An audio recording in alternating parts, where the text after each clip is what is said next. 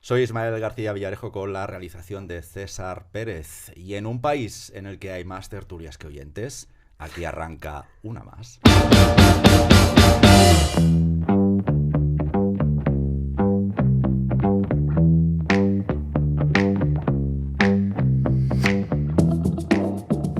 Inversoras, inversores, muy bienvenidos todos. Araceli, Alfonso y yo os estábamos esperando. Bienvenidos a finanzas.com, a los estudios de finanzas.com en Madrid. ¿Cómo estáis? Muchísimas gracias. Pues bien, aquí encantados de acompañarte de nuevo. Sí, ¿verdad? Sí, porque además los dos erais casi estrellas invitadas, ¿no?, de mi anterior etapa de los podcasts de finanzas.com. Pero siempre es un placer teneros de vuelta porque además sabéis, porque lo expliqué en el programa piloto, que, bueno, pretende ser un podcast muy personal, así que voy a invitar a gente a título personal y que evidentemente sepa que van a aportar algo a la audiencia de valor al margen de los cargos que cada uno tenga. Sabéis que queremos echar la vista atrás y analizar con el ánimo de proyectar y de ver si somos capaces de aportar ideas para que la gente tome decisiones, para que quienes nos escuchas, tú que nos estás escuchando, puedas tomar decisiones sobre los elementos fundamentales de la actualidad financiera y económica. Y esta semana, bajo mi criterio, pero sabéis que esto también va sin guión, esto sí que no ha cambiado, va sin guión, al menos no lo llevamos escrito más que unas transcripciones que tenemos para luego, ya veréis las transcripciones para qué son, pero bajo mi criterio, y si queréis añadir algo más, hay tres aspectos importantes desde la óptica financiera, que es la OPA BBVA sobre Sabadell, los acuerdos, la fumata blanca, pero no digo la fumata blanca del Vaticano, sino la fumata blanca de Washington y Downing Street sobre el acuerdo comercial Estados Unidos-Reino Unido, que yo creo que es de todo menos un acuerdo comercial, luego lo comentamos. Y me gustaría también que habláramos sobre, para mí, otro hecho capital en Europa, que es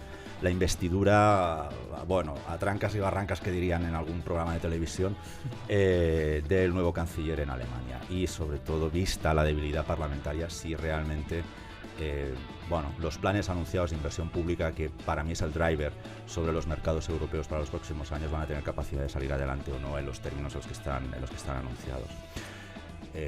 ¿Os parece bien la agenda? Muy bien, fantástico. ¿Añadir algo más? Fantástico. ¿No? Lo que vaya surgiendo, Sí. vamos añadiendo. Nos conectamos con Barcelona. Toni Garrell. Hola, buenas tardes. ¿Cómo estás? ¿Cuánto tiempo, Toni? Muy bien, encantado de compartir tertulia con vosotros. Toni, te he convocado, lo sabes, para aportar una visión menos financiera, pero sí muy analítica sobre la operación BBVA Sabadell. Toni, tú has dejado escrito, lo has dejado por escrito además, creo que en la antigua Twitter, en X, que es un problema real para Cataluña, Toni.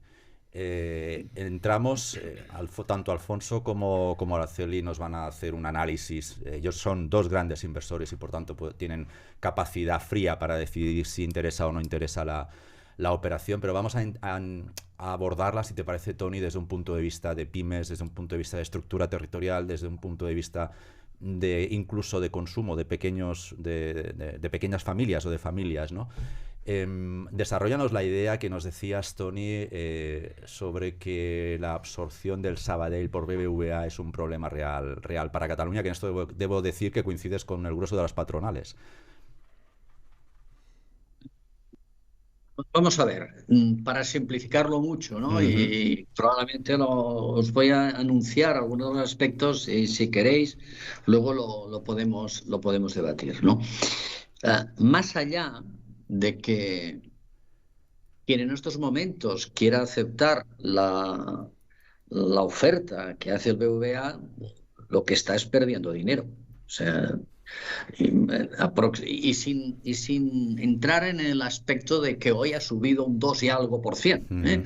Después de ese anuncio espectacular, ¿no? Que este primer trimestre a nivel interactual los beneficios han subido un 58,6%, ¿no?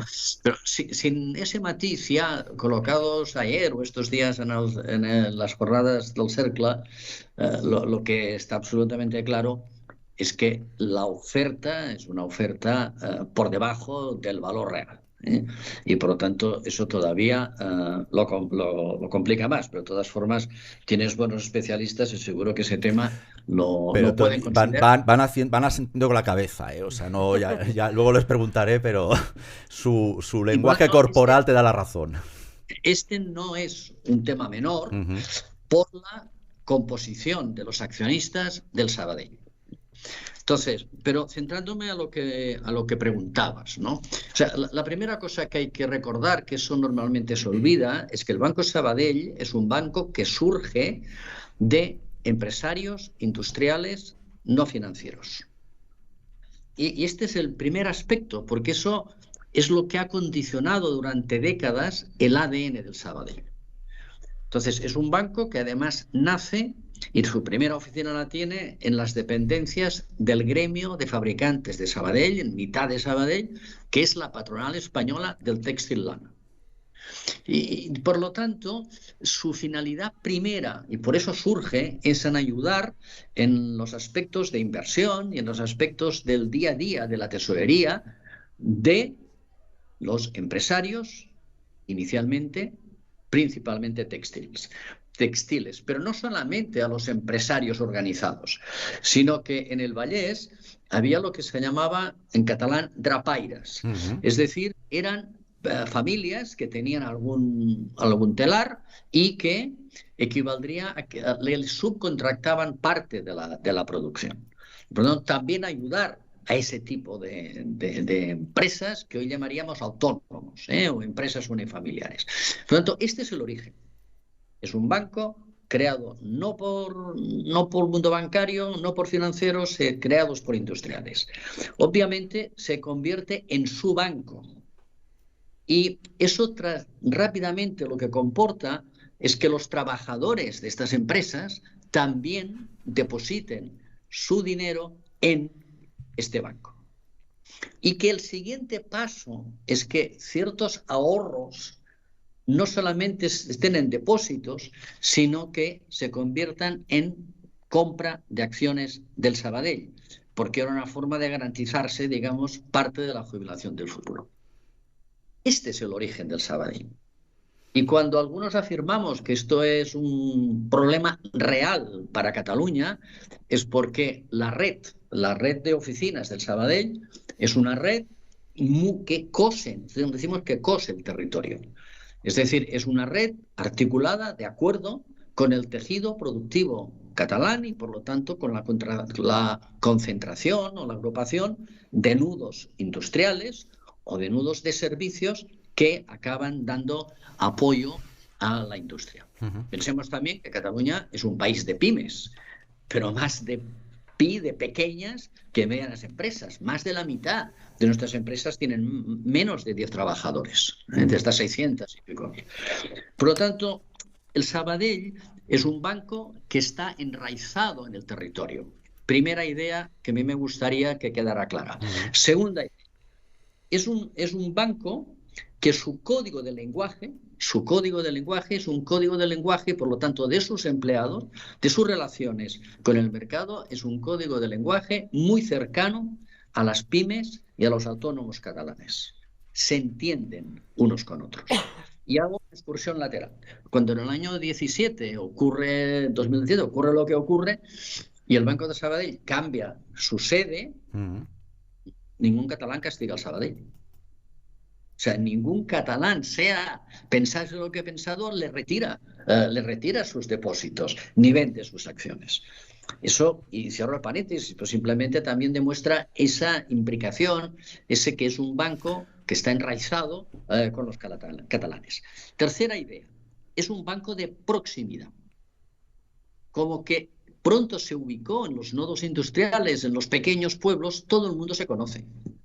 Y no es aquello que solo puedes hablar con el empleado del banco, tengo un problema, esperando al día siguiente, sino que te lo encuentras. Y te lo encuentras en la cafetería, o te lo encuentras en el deporte jugando fútbol. Y dices, oye, tengo ese problema, mañana voy a entrar. Por lo tanto, es un banco de proximidad en todos sus conceptos, ¿no?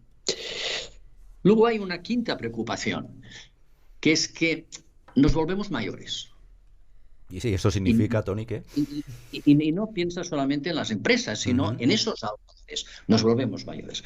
El banco, lógicamente, ha hecho como todos los bancos, es decir, el concepto de la digitalización, hay una reducción del número de empleados, de las interacciones humanas, y por tanto, si además la OPA sigue hacia adelante, nos guste o no nos guste, antes o después, lo que va a haber es una reducción de los puntos de interacción entre los ciudadanos, las empresas y el banco.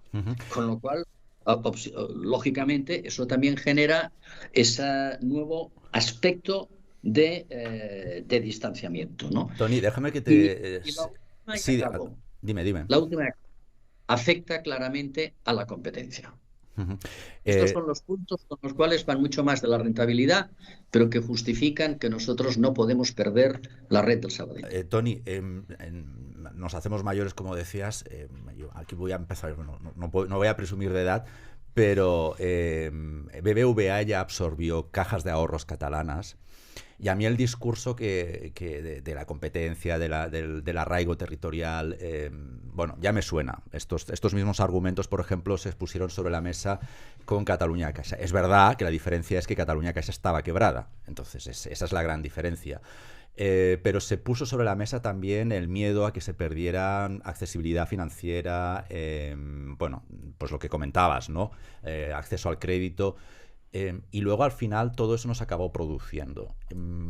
No estamos poniendo vendas antes queridas, quizá, o se están asumiendo hechos que numéricamente todavía no sean factuales, Toni, en esta operación. O demasiado pasionales, quiero decir. No.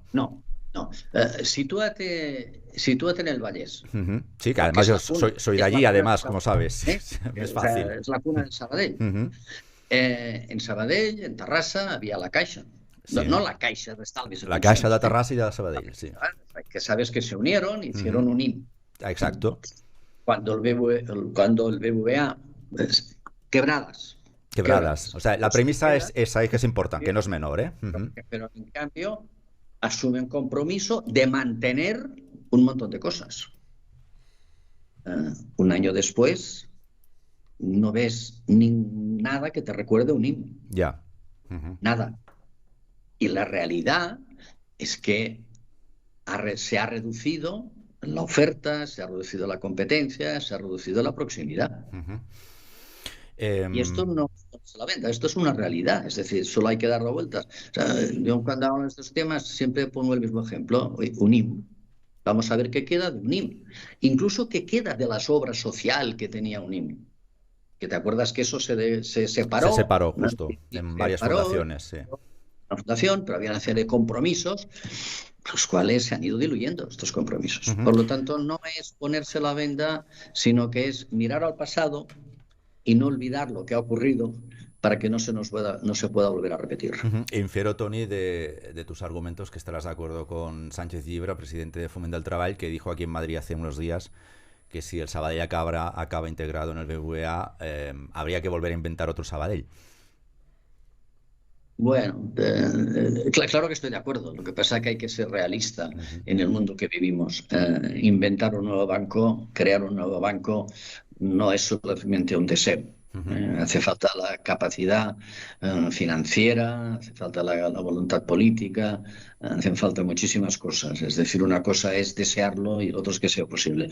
Yo sí que en este sentido lo que prefiero es luchar para que el Sabadell siga. Vamos a los números. Alfonso Araceli, bueno, nos iba a dar una rampa de tanto decir que sí con la cabeza. Decía Toni que numéricamente no sale a cuenta. Los resultados del primer trimestre del Sabadell han sido espectaculares, casi al 60%, si no me falla, de año sobre año de crecimiento del beneficio. Y eso evidentemente ha disparado la acción mientras hablamos. Recordad que esto es un podcast y que por tanto en el momento en el que lo estéis escuchando pues puedan haber pasado otras cosas. Pero sí que es verdad que el tracking del Sabadell en los últimos meses ha sido, bueno, casi insultante respecto a los precios que puso sobre la mesa BBVA. Por tanto, os pregunto, numéricamente y sin pasiones, ¿los accionistas del Sabadell deben acudir o no a BBVA? Bueno, yo sin pasiones seguir con los números sobre la mesa. Bueno, recordemos también que ha pasado ya un tiempo, ¿no? Y que estamos pues en un ciclo en el que el sector bancario pues ha subido, todos los bancos están considerando pues ese buenos resultados por los márgenes de intereses, Sabadell que ha publicado hoy muy buenos resultados también por la calidad del crédito, baja morosidad, es decir, están en un buen momento el sector bancario, ¿no? La ecuación de canje que propone el BBV con los cálculos y con ese 0,70 euros más que propuso el BBV, sale un precio más o menos del Sabadell en torno a 2,38 por acción, ¿no?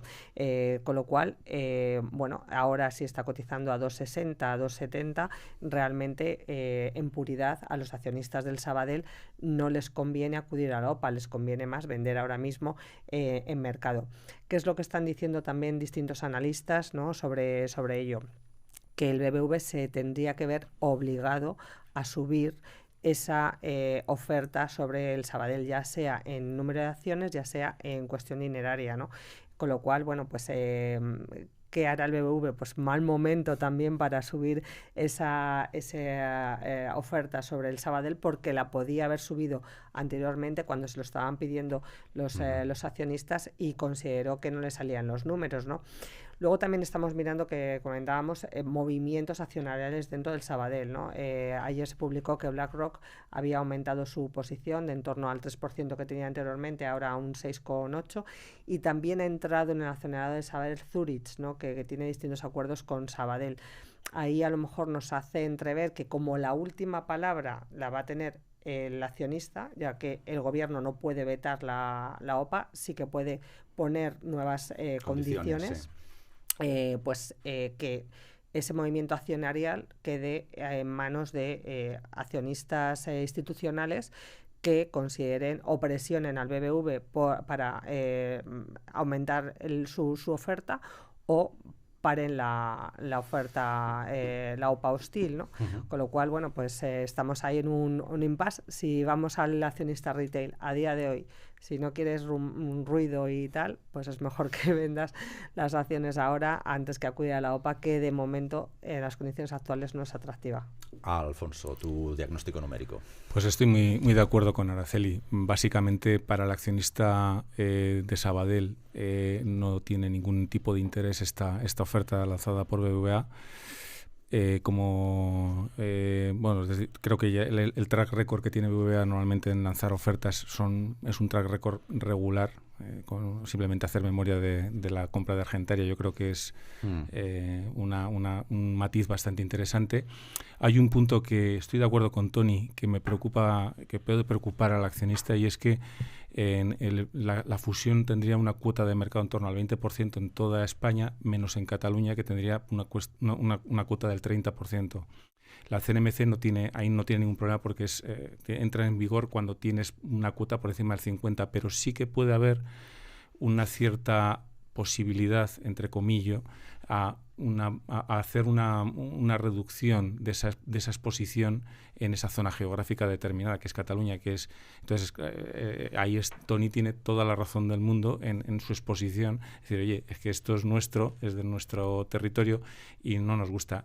Y luego la otra parte que hemos estado hablando Araceli y yo antes es el tema de la competencia. Es decir, cada vez estamos teniendo menos players bancarios en el sector, no entran players extranjeros en el sector, entonces y además Sabadell es un negocio muy de pyme, y para las pymes esta oferta lo que hace es que reduce las posibilidades de poder obtener precios mejores, de la competencia, de competir entre bancos, y eso normalmente no es buena noticia ni para las pymes, y obviamente que yo creo que en la parte, por ejemplo, más hipotecaria, que es donde más afecta este tema, pues para los particulares tampoco. Entonces yo creo que en sí es como dice Araceli, yo creo que para el accionista de Sabadell no tiene ningún atractivo, y BBVA se va a ver forzado en un nivel que no es muy interesante a subir el precio.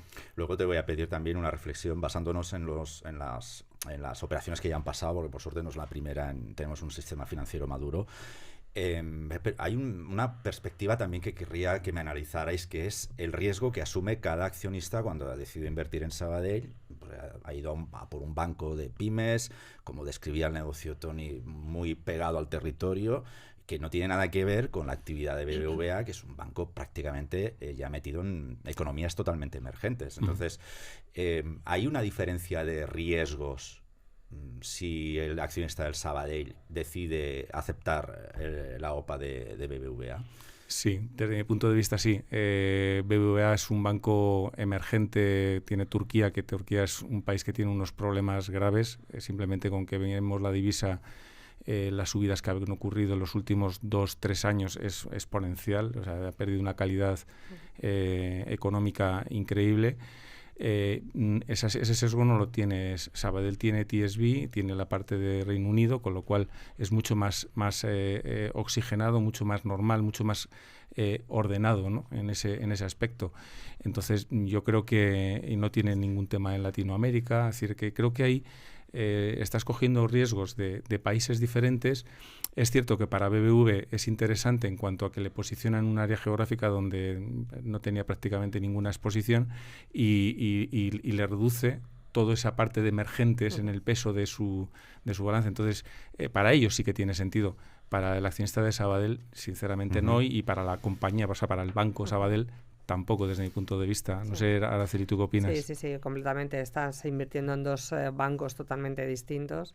BBV, como dices, emergente, Turquía, México, Sabadell más occidental, en otros segmentos, Sabadell únicamente más concentrado en pymes, crédito, y bueno, pues no tiene sentido. Yo creo que para que salga, bueno, ya es un poco ya más personal a lo mejor, lanzar ahí, pero para que salga la OPA, y si el BBV se ha empeñado en comprar Sabadell, lo que tiene que hacer es aumentar la oferta, está claro. La misma reflexión que os pedía, Tony. No es la primera operación que hay. Ha habido, pues, por ejemplo, concentraciones de bancos que tenían quizá más cajas de ahorros que han trabajado proximidad y pequeñas empresas. Bajo vuestra experiencia, estáis totalmente sumergidos en el sector. Estáis en contacto sobre todo con familias, ¿no? que al final han creado su patrimonio en base a empresas familiares. ¿Os transmiten cada operación que hay de absorción o de concentración, os transmiten realmente que haya dificultades de acceso al crédito? Yo por mi parte, tengo una parte de sesgo por la familia a la que represento, donde tenemos donde ellos son empresarios de pro totalmente. Empezaron con una aseguradora y acabaron montando el mayor grupo hospitalario de España, y bueno, y ahora estamos otra vez intentando salir adelante en otro proyecto hospitalario. Y sí que me he encontrado con esa sorpresa que antes teníamos una gran variedad de opciones y de ofertas para poder alcanzar el crédito que necesitábamos, pues, para desarrollar el negocio. Y ahora nos encontramos que, claro, cada vez se nos va reduciendo las posibilidades, los números, los players que tienes en el mercado cada vez son menores, y eso te limita completamente la capacidad financiera a la hora de poder acometer, de poder negociar, de poder conseguir un precio mejor. Entonces, las concentraciones normalmente no son recomendables. Son recomendables cuando hay una situación, yo creo que mala o un problema, pero en este caso, que yo creo que es innecesaria desde mi perspectiva esta fusión, no tiene ningún cariz. Lo que nos va a hacer a todas las pymes y a todos los empresarios que quieran alcanzar crédito, incluso los particulares, es perder oportunidades de conseguir negociación y tener unos precios más ajustados, mejores para ti. Entonces, creo que no es bueno, no es una decisión buena. Decíamos, a esta operación solo le quedan ya dos opciones: que el gobierno se haga una Iberia, ¿no? Como hizo la Comisión Europea con la fusión Iberia Europa, que ponga unas condiciones tan exageradas que Iberia diga, mira, con estas condiciones a mí Europa no me interesa. Es decir, pero que pase directamente aquí, que sea la Moncloa la que diga, oiga, estas son las condiciones si usted quiere el Sabadell, que lo que diga, es que así no me interesa, y por tanto abandono la operación, que es exactamente lo que hizo Iberia con Air Europa. Y la otra es que los accionistas digan que no. Pero estas son las dos opciones que ya les queda. O que el BBV que le queda al culebrón. la O que claro, pero entonces los accionistas dirían que no, que sí. O sea, la última palabra es así, es del accionista. Sí, si antes el gobierno no dice, oiga, aquí estas son las condiciones. Si antes el BBV no se retira. Tony, quería ir contigo ahora. Sí, dime. No, un detallito, porque habláis de los accionistas y quizás es bueno recordar que prácticamente el 50% de las acciones están en manos de muy pequeños, es decir, minoritarios. Ahorradores, sí. Eso también complica mucho más estas decisiones cuando decís que están en manos de los accionistas, a efectos de que progrese. Tony, decíamos... Es del 50% que no lo podemos olvidar. Decíamos, la próxima estación es la Moncloa, o el próximo episodio del Culebrón nos lo sirve la Moncloa. Estuviste en el Cercla, déjame que te pregunte con cariño, ¿qué cara se os puso en el Cercla de Economía cuando Sánchez se sacó de la manga la consulta popular sobre la OPA del Sabadell? Fue una cara cambiante en cuestión de minutos, por no decir segundos, ¿no? Silencio absoluto en la sala, con una cara de sorpresa, y además la gente moviendo la cabeza hacia adelante y hacia atrás para buscar las caras que ponían el resto. Esto fue lo primero. Esa cara de sorpresa fue acompañada enseguida de una segunda expresión que es de un cierto alivio. Es como aquel que está perdiendo el partido y marca y consigue una prórroga en el último segundo, ¿no? Por lo tanto, un cierto alivio diciendo vamos a ganar un cierto tiempo para seguir evidenciando que esto no es bueno a nivel social, a nivel empresarial. Sorpresa, alivio. Lo tercero fue ya las caras estas de que la gente no está por el tema, sino que piensa que esto lo que comporta. Y entonces sí que vienen ya los comentarios con el de al lado que van acompañados en el momento del descanso, ¿no? Y es que si no se mejoran las condiciones, económicas, difícilmente ningún accionista va a vender, pero que además el convencimiento absoluto que la consulta, comilla popular, va a servir para endurecer bastante más las acciones, las condiciones que va a imponer el gobierno, ¿no? Y luego el cuarto comentario fue el resultado final la tienen los accionistas, el tema está muy atomizado en el tema de las acciones y que los grandes tenedores pueden tener paquetes importantes, pero también el convencimiento de que, aparte de lo que os decía, el gobierno, de aumentar las condiciones impuestas por la Comisión, ¿no? de la Comisión Nacional de los Mercados y la Competencia, aparte de aumentarlas, al final, que están más los accionistas, y la idea que quedó al final es que con todo eso lo va a complicar tanto y que, aunque el gobierno diga sí, la fusión será imposible. La absorción, la OPA será imposible. Tony, no quiero que llegues tarde a tus siguientes compromisos, pero nos quedan un par de minutillos para que vayas bien de tiempo, sin correr demasiado. Pero ya que estuviste en el Cercla y yo este año me lo he perdido.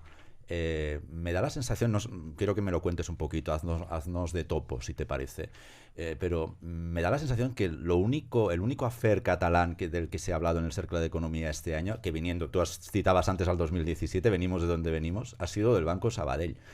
No sé si eso ha sido un alivio para el Cercle o no, o directamente es que me falta parte de la agenda que la desconozco. No, tiene razón, lo que ha sido... porque es la noticia, lo que ha estado omnipresente ha sido el tema de la OPA. Esto es así, y se ha preguntado a todos y prácticamente todos los ponentes de ese sentido se han pronunciado, algunos con menos contundencia, ¿no? Pero el otro tema ha sido el de la financiación. Es decir, hay un convencimiento de que el modelo de financiación de las comunidades autónomas está agotado, que hace falta una financiación y en este sentido, digamos, el posicionamiento y también el mar de fondo que existía es que es absolutamente necesario revisar la financiación de las comunidades autónomas. Pero ¿no? ¿estamos hablando de financiación o de pacto fiscal? ¿De qué estamos hablando, Tony? Financiación financiación, que algunos esto lo pueden interpretar, que la solución está en la financiación, en el modelo de financiación singular, otros pueden acabar diciendo que el problema fundamental es cómo se financia la sanidad, algunos simplifican a ese tema, pero que realmente, digamos, todos los enormes problemas que existen, al menos en el caso de Cataluña, requieren una financiación. Por ejemplo, se han puesto ejemplos, ¿no?, de las decenas de miles de millones que no se han invertido en cercanías y que hace falta para poderlo solucionar estas averías permanentes, ¿no? Por lo tanto, a nivel, podríamos decir, no europeo, sino estrictamente catalán, dos temas, la OPA, y el segundo es el tema de financiación de las ciudades autónomas, con un impacto claro en la financiación de tanto las inversiones como del gasto social en Cataluña. Toni Garrell, muchísimas gracias por hacer podcasting con nosotros esta tarde. Gracias a vosotros. Y gracias también por entender que debo ausentarme. No, para nada. Lo sabíamos. Gracias, Toni. Hasta la próxima. Hasta luego. Hasta luego. Seguimos. Teníamos sobre la mesa Alemania, Reino Unido, Estados Unidos. ¿Qué os apetece primero? Lo que quieras. Vamos por lo... Estamos tan coordinados que lo que quieras. Sí. Vamos por, si os parece, empezamos por orden cronológico semanal. Por tanto, vamos a por Alemania. Bueno, ¿cómo lo vivisteis? Porque sí, acabó investido el nuevo canciller, pero menudo rapapolvo le pegó el Bundestag antes, ¿no? Decía, traidores bajo la cúpula. Hombre, yo creo que es un poco marcar el territorio. Como sabéis, tenía que tener ahí las dos primeras votaciones donde tiene que tener mayoría absoluta y luego pasaría a una mayoría simple. Lo consiguió en la segunda. Pero básicamente lo que yo creo que es marcar el territorio, es decir, el SPD, que es más pequeñito, pues sé que estaba ahí en una situación un poco minoritaria y tiene ahora, pues era su momento de poder levantar la cabeza y poder poner un poco los puntos sobre las IES en sus perspectivas y en sus expectativas, ¿no? Y eso fue lo que yo creo que hizo. Yo creo que Alemania ahora mismo se enfrenta a un reto muy importante. Toni estaba hablando de los problemas que hay en Cataluña yo creo que no es en Cataluña, es en toda España, del tema del transporte ferroviario, por ejemplo. Pues hablando con gente de allí me han comentado que el problema de los trenes allí, eso de los retrasos de media hora, es constante, los apagones, los problemas en el transporte. Es decir, es una corriente básicamente que viene en Europa, por lo menos en estas zonas de Europa, significativa. ¿A raíz de qué? A raíz de falta de mantenimiento. Es decir, nos hemos dedicado a una serie de políticas en vez de mantener pues toda la red ferroviaria, la red viaria, es decir, el tema sanitario u otras cosas de mayor envergadura y mayor preferencia, ¿no? Y entonces, bueno, ya eso se nos junta ahora que tenemos un problema porque tenemos la obligación por parte de la Unión Europea de incrementar nuestro gasto en defensa. Entonces, Alemania, el paquete que está poniendo sobre la mesa, que si no me equivoco es en torno a 900.000 millones de euros, 400 más 500. Sí, en distintos instrumentos, pero sí. 800 largos. Sí. Podemos redondear a 900. Sí, he puesto 900 porque para no entrar con los 874 creo que sí, son 800 muy largos. O sea, bueno, pues la idea es que eso... Un dineral. Es un dineral, pero es mucho más dinero del que puso, por ejemplo, con el COVID. Es decir, el dinero que se ha puesto ahí es brutal. Eso a nivel Europa es muy bueno. Hay unas opciones de inversión que va a drenar en toda Europa. Lo que pasa es que aquí os quiero preguntar, parece que Europa todo se hace a golpe de dinero público. Al final, y eso del dinero público tampoco es gratis. No sé eso en términos, bueno, sí, probablemente hay un primer impacto, que es lo que se busca, ¿no?, de positivo. De hecho, la bolsa lo ha recogido rápidamente, sobre todo los índices alemanes. Pero no sé si a la larga esta es una buena estrategia o no. No estamos acabando de ver todavía los efectos del COVID y los índices de endeudamiento en Europa tampoco, ya está en Alemania. Allí, claro, comparado con los nuestros están bien, pero para sus estándares empiezan ya a tensionar algunos mimbres. ¿Hasta cuándo es, desde un punto de vista, no sé, os pregunto como inversores, algo que se apoya excesivamente en deuda os genera algún tipo de resistencias a la hora de tomar decisiones? Tiene muchas handicaps. Lo que pasa es que en el caso alemán, estamos hablando de un país que se va a ir a un 80% de deuda sobre PIB. No es ya España. Ya lo queremos aquí. Pero es decir que para esos estándares eso es... Está bien. El problema está en que hay otros países, como es Italia, como es España, como es Grecia, por las circunstancias que tenía, que sí que es grave. El problema del endeudamiento masivo solo tiene una situación, y es que el crecimiento es mínimo. Es decir, los crecimientos que vas a tener a largo plazo son muy bajos. En cuanto tengas un problema de inflación, el desajuste económico que puedes tener es desproporcionado. Miraros, fíjate, el tema de Estados Unidos, aunque no venga, pero lo ponemos a colación, simplemente las tarifas de Trump han hecho que el crecimiento disminuya dramáticamente, y del 2 y pico pases a una expectativa, una estimación de menos 0,3. Entonces, eso si lo trasladamos aquí a Europa, pues en el caso de España, en cuanto el turismo se reduzca mínimamente, aquí nos vamos a entrar en una estanqueidad económica y probablemente entremos en una situación recesiva, ¿no? Entonces, el gran problema del endeudamiento es eso, aparte del servicio a la deuda, aparte de que los flujos de capital que puedan entrarte no los destinas para cosas buenas para los ciudadanos, para que todo el mundo me entienda. Hay una parte importante que tiene servicio a la deuda. Y hay países donde empiezan a entrar en el problema de que tienen que financiar el servicio de la deuda con más deuda. Yo sé que eso eso llevado quizá al extremo más, ¿no? Es pagar la hipoteca con una tarjeta de crédito casi. Araceli, ¿cómo lo viviste?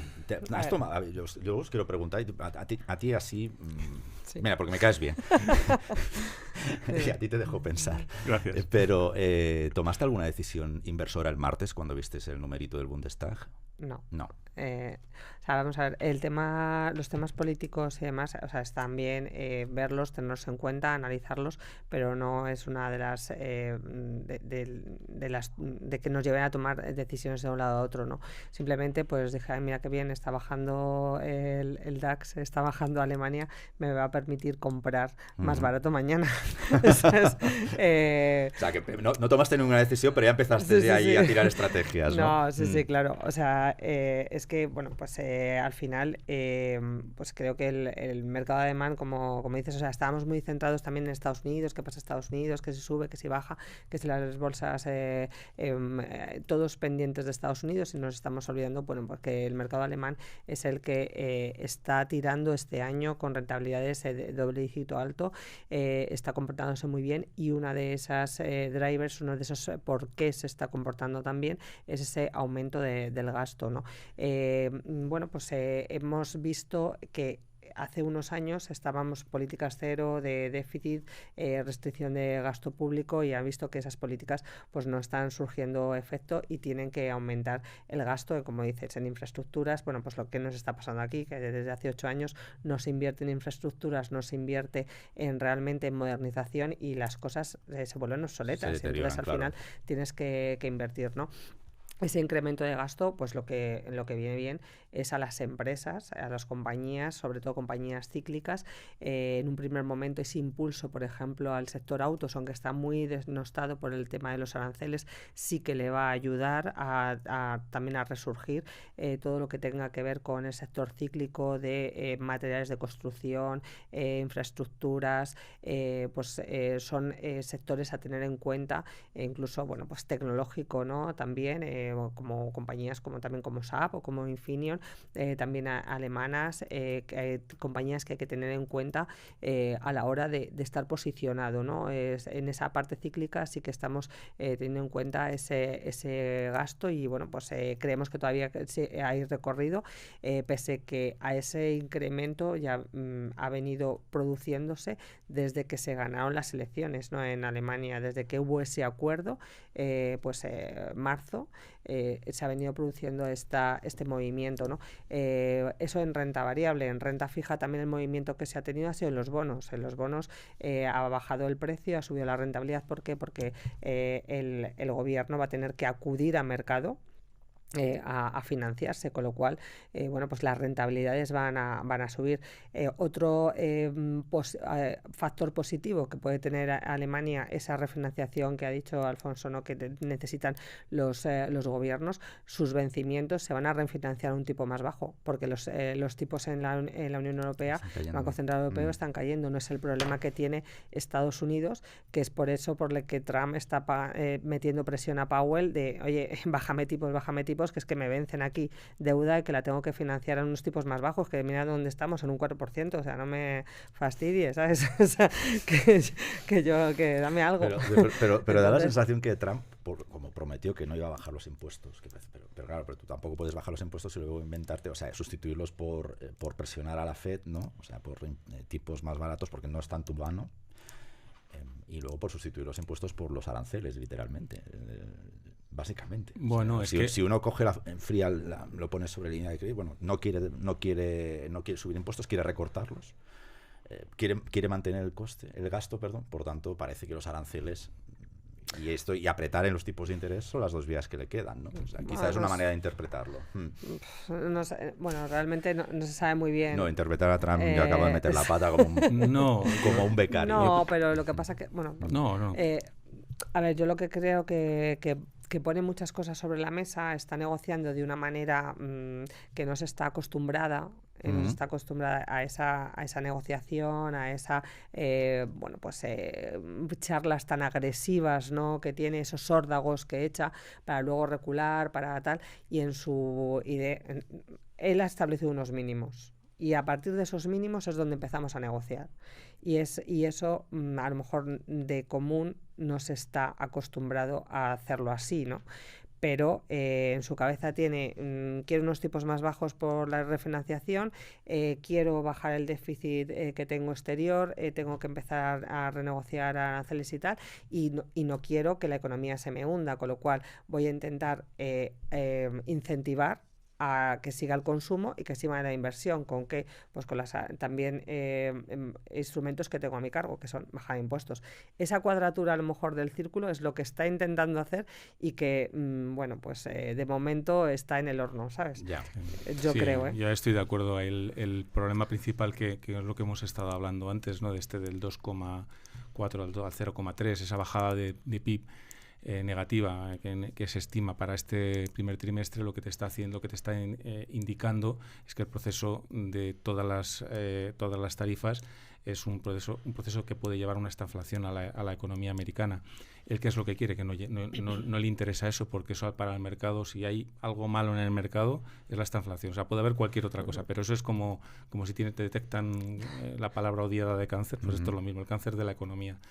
Entonces, ¿él qué es lo que está haciendo? Él quiere liberar dinero al consumidor, quiere liberar dinero al mercado. Y tienes dos vías, pues la vía fiscal o la vía monetaria. La vía fiscal es la que él está intentando imponer, que es, oye, yo quiero bajar los tipos, quiero bajar los impuestos para que los particulares, las empresas puedan tener más dinero y puedan gastar.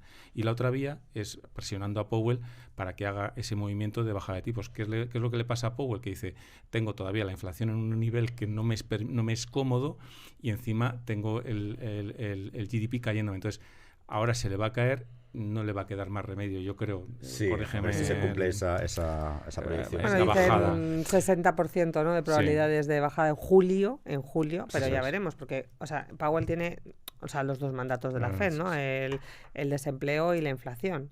El desempleo todavía siguen casi en pleno empleo, que la tasa de paro es el 4 y pico, así. Sí. Pero esos parámetros, acordaros que también han variado ahora, porque antes podías pasar del 4 al 6 y no pasaba nada, y ahora como vayas del 4 al 5, ya es mucho más problemático. Más problemático. Pero la inflación la tiene todavía ahí, como dices tú, y claro, o sea, lo que dijo ayer, ¿no? No sabemos todavía las medidas o cómo puede afectar los aranceles a la inflación y al crecimiento sobre todo, y se decantó más, yo creo, que por no bajarlos por el crecimiento, sino subirlos para controlar la inflación, ¿sabes? Entonces no fue un mensaje muy allá. Sí. Enseguida vamos con Starmer, pero no quiero que te libres de la pregunta.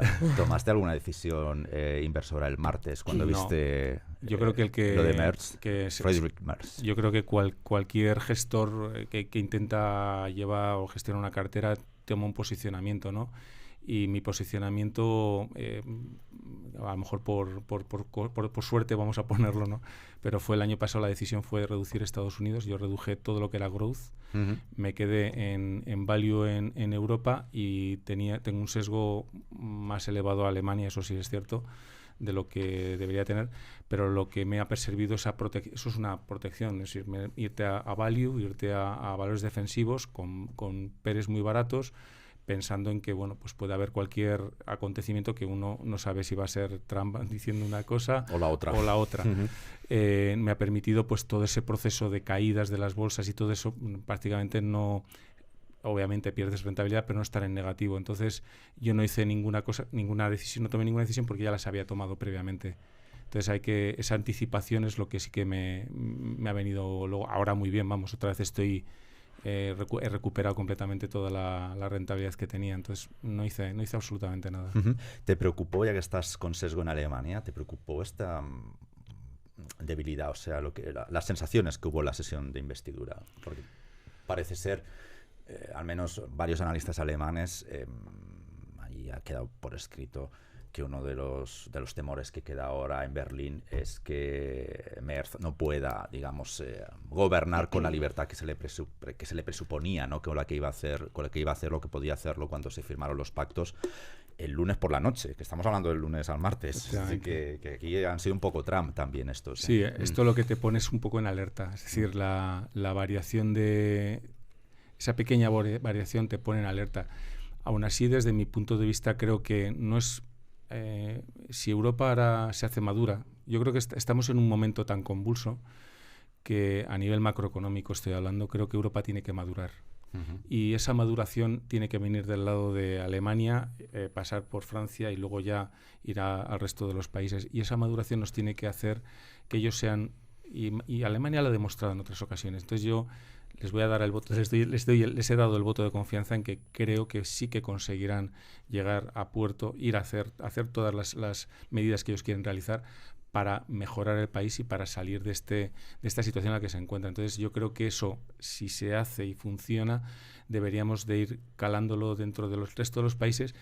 Y en Europa lo que es un canto al aire, pero creo que Europa debería de empezar a plantearse ser algo más que una unión monetaria. Eso para mí creo que ya después de esta situación en la que nos encontramos y de la debilidad que hemos tenido, porque si llegamos a hablar 6 meses atrás, estaríamos hablando de cosas completamente diferentes a las que estamos hablando hoy, ¿no? Es decir, ahora tenemos un poco un halo de esperanza. Entonces, quiero lanzar ese halo de esperanza positivo para que a ver si de verdad de una vez Europa acomete las cosas que tiene que acometer para ser una zona geográfica fuerte. Somos 500 millones frente a Estados Unidos, son 300. Creo que tenemos una razón más que suficiente como para poder serlo. Vamos a la fumata blanca de Downing Street. ¿Qué creéis que puede aprender precisamente? Tenemos además dentro de unos días está la cumbre Reino Unido-Unión Europea. ¿Qué creéis que puede aprender la Unión Europea de Starmer? Porque parece que ha quedado claro esta semana que el único líder que no fue con contramedidas respecto a los anuncios de Donald Trump en materia de aranceles es el que ha conseguido por ahora el mejor escenario. También es verdad que no vuelve al escenario previo a Trump, pero de momento, con lo que sabemos hoy por hoy mientras estamos hablando, es el que mejor va a salir. Es verdad que se queda con el 10% de los aranceles universales, pero ahí, bueno, pues lo que decíamos, ¿no? Lo decías tú, Aracelis, hay unos mínimos que quiere Trump y hay que ver cómo se encaja todo eso. ¿Hay algo que se pueda aprender desde la Unión Europea que, por ejemplo, lo último que sabemos es que ha amenazado bajo cuerda con aranceles extras sobre 100.000 millones de euros en productos estadounidenses? Que sepamos, Starmer no ha amenazado con nada y es el primero que ha conseguido un acuerdo. ¿Qué os parece todas estas maneras de negociar? Lo que comentabas, Europa también, cada uno diciendo lo que le da la gana, ¿no? Aquí muchas veces en Washington tienen razón y cuando quiero hablar con Europa, ¿dónde llamo? ¿No? Pero ¿qué os dice todo el acuerdo en el pacto? Porque a mí acuerdo comercial me cuesta llamarlo, pero el pacto que hay entre Estados Unidos y Reino Unido. Pues desde mi punto de vista yo creo que a nivel de poniendo el ojo o el foco en Europa, lo que nos demuestra es que hay una cosa muy clara para todos los países a los cuales les ha puesto aranceles, Estados Unidos lo que quiere es un incremento del 10%. Punto. O sea, eso es la primera reflexión que yo saco o sea, de esto, es la clara. Porque eso no se lo ha perdonado a Starmer. Exactamente. Entonces, él con eso reduce, si miramos los déficits por cuenta corriente y tal, Estados Unidos está disparatado. Entonces, el primer foco es ese. Entonces, yo creo que esa es la primera razón. La segunda razón que tenemos que ver, que a Europa no puede estar, es decir, mostró una ganas o una intención de negociar al principio, pues subieron los 25, pero luego dijeron, si lo paralizas, nosotros también lo paralizamos. Creo que entrar otra vez en esa dinámica de no te lleva a ningún buen puerto. Entonces, creo que, como tú bien estás diciendo, la lección que tiene que aprender Europa es decir, oye, siéntate, negocia, que realmente es lo que te está pidiendo Trump. Sabes que ese 10% te lo vas a tener que tragar sí o sí porque es su objetivo, y ahora vamos a ir a ver cómo podemos lidiar todo esto para que no nos afecte nada más y podamos seguir vendiendo nuestros productos allí, porque aunque es un 10%, pero nuestros productos son baratos con respecto a cualquier otro producto que puedas llevar a Estados Unidos. Y hay un punto que yo creo que tenemos que recordar todos: la guerra comercial, para bien o para mal, es contra China. Es contra China. No es contra Europa, no es contra Reino Unido, es contra China. Entonces, no nos pongamos, no nos hagamos trampas en el solitario y nos demos latigazos. Entonces, siéntete, habla con él y llega a una conclusión. Es cierto, como tú bien dices, que no han llegado a ese acuerdo de libre comercio en Reino Unido, que ellos era su aspiracional.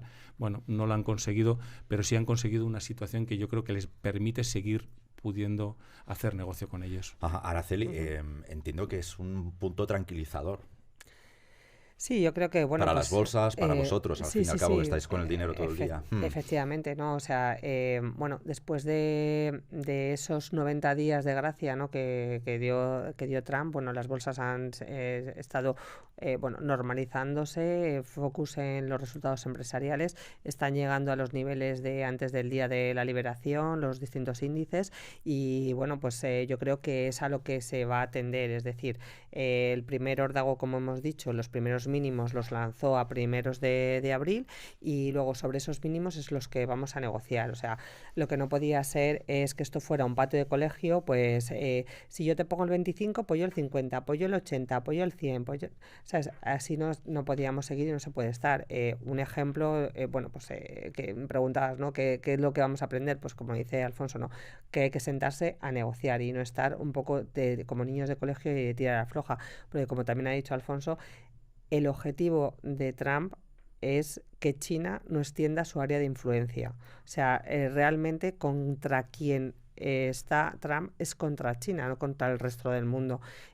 China está extendiendo su área de influencia no solamente en esos productos. O sea, si nos paramos un poquito a pensar y decir, oye, ¿por qué puso aranceles también a Canadá y por qué puso aranceles a México? Porque las empresas chinas, el último tornillo le ponen en Canadá y en México, y entonces no tienen esos aranceles que tienen los productos chinos, sino de Canadá y México, que son los socios comerciales de Estados Unidos, ¿no? Entonces realmente hay un trasfondo detrás también de esos aranceles, de esas órdago que echó Trump el día 3 de abril, y eso es lo que no hay que olvidar. O sea, que la guerra arancelaria es contra China, y el resto del mundo, con buenas palabras, no siendo extremista y sentándose a negociar, y ahí tiene que tener el tema de la diplomacia, el tema del comercio exterior y tal, estar en juego, pues se lograrían buenos acuerdos. Tranquilidad para las bolsas, y yo creo que, bueno, pues a lo mejor a corto plazo alguna noticia negativa sí que nos llegaría, pero a medio plazo creo que podríamos tener un comportamiento positivo, ¿no? Infiero que ves menos volatilidad entonces. En el corto plazo, como te digo, puede haber alguna noticia que nos saque de... pero no la locura esta que hemos tenido. No.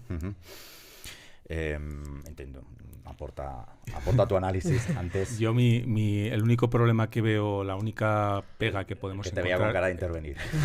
Es el tema de la estanflación que comentaba antes. Sí. Es decir, el verdadero riesgo entre comillas, que yo creo que va a ser una caída estacional simplemente por el anuncio y la incertidumbre que generas en el consumo, sobre todo de los americanos, que ese es el verdadero hándicap que ha hecho, ese es la única nube negra que veo de momento en el horizonte.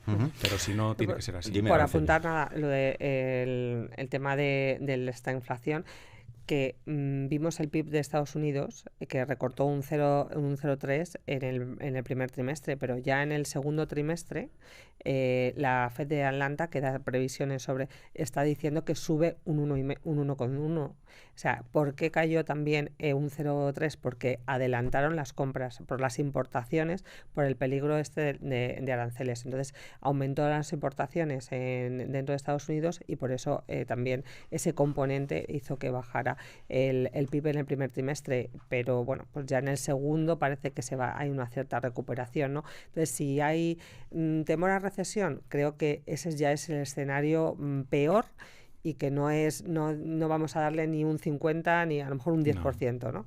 de probabilidad.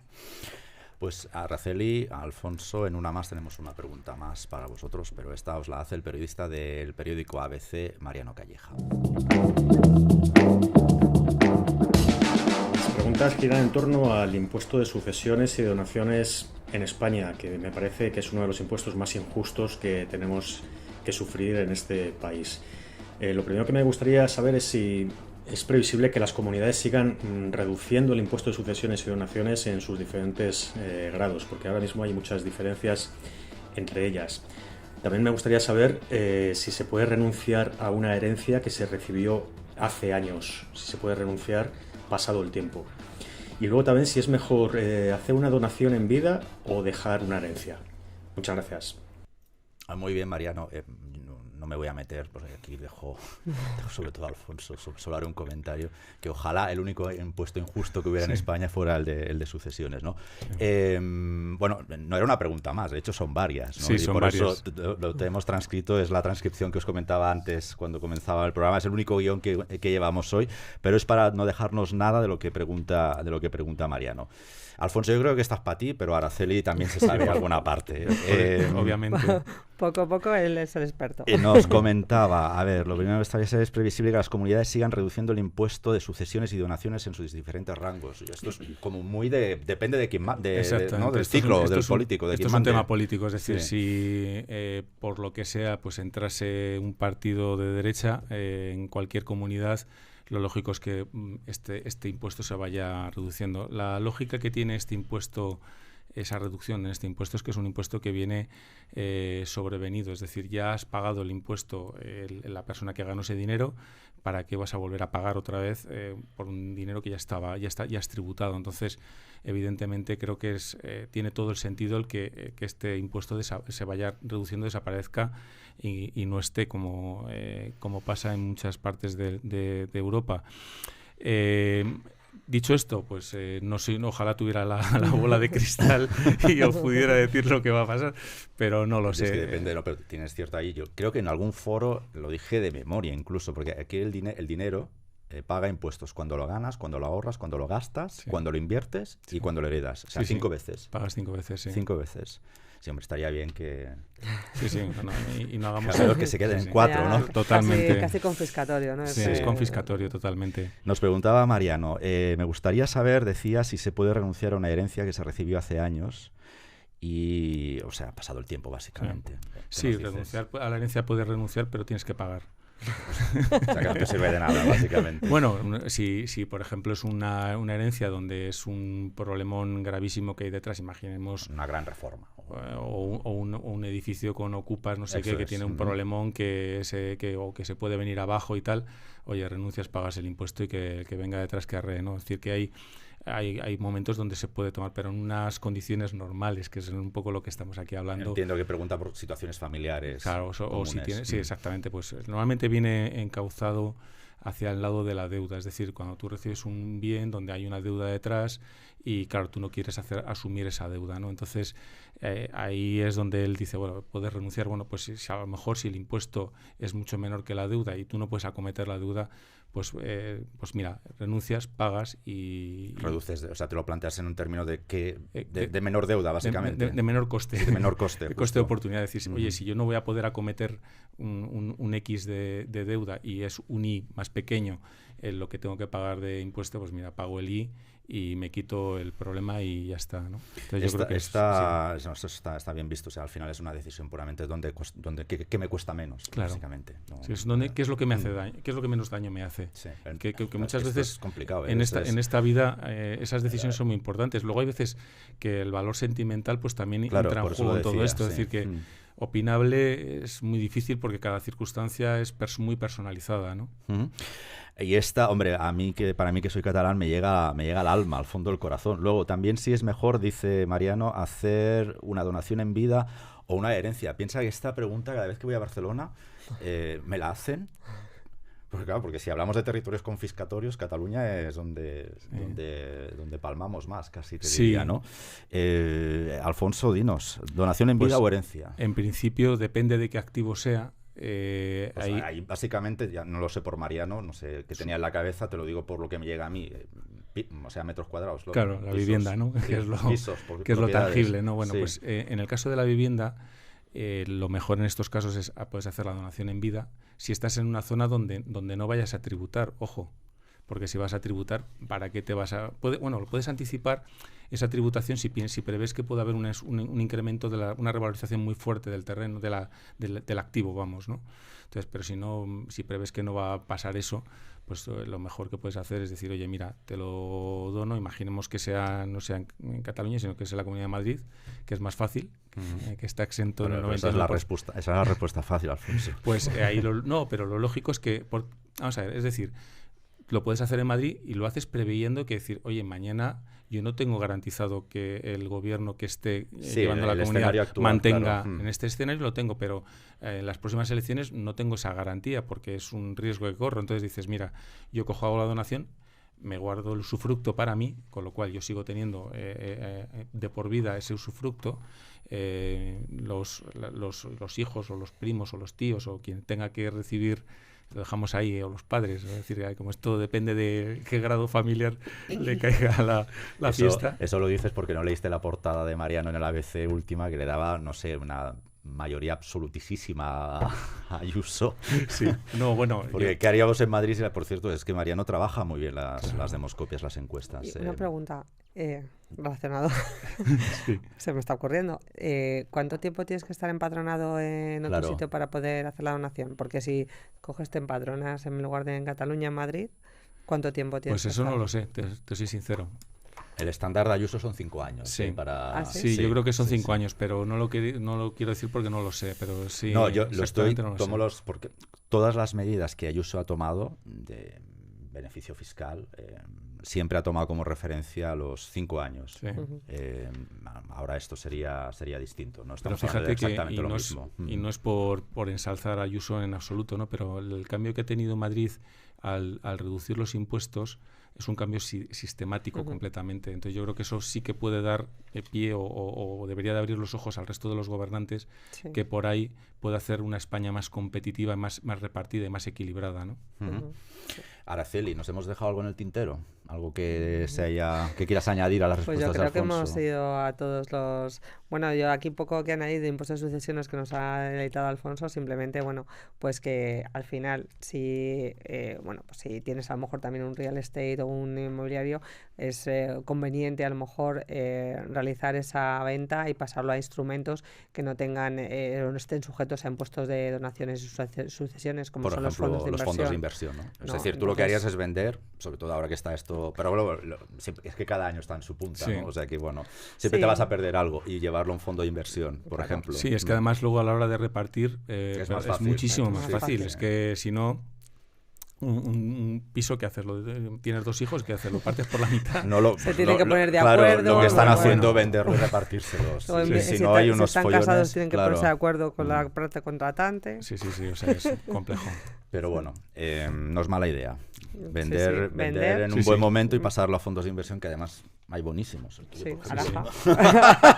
Efectivamente. A las inversiones, 4 estrellas. Mejor imposible. Mejor imposible. Me lo has dejado, vamos. Nada, estamos ya terminando. Solo una pregunta rápida, binaria, respuesta binaria. ¿Vais a echar de menos a Warren Buffett, sí o no? Venga.